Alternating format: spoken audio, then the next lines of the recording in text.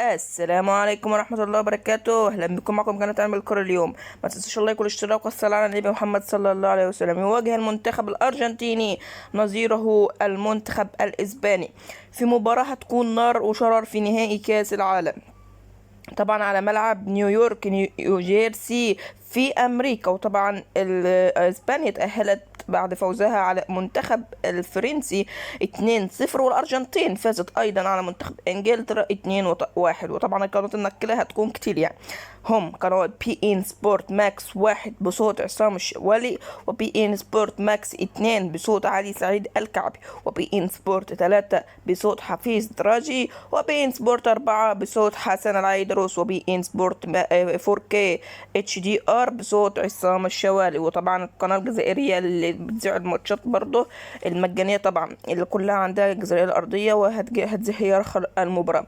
وستنطلق صافرة بداية المباراة اليوم الأحد الموافق 19/7/2026 في تمام الساعة 8 مساء بتوقيت تونس والجزائر والمغرب، و9 مساء بتوقيت ليبيا والسودان وفلسطين، و10 مساء بتوقيت مصر والسعودية والكويت والعراق وسوريا واليمن والأردن ولبنان وقطر والبحرين، والساعة 11 مساء بتوقيت الإمارات وسلطنة عمان.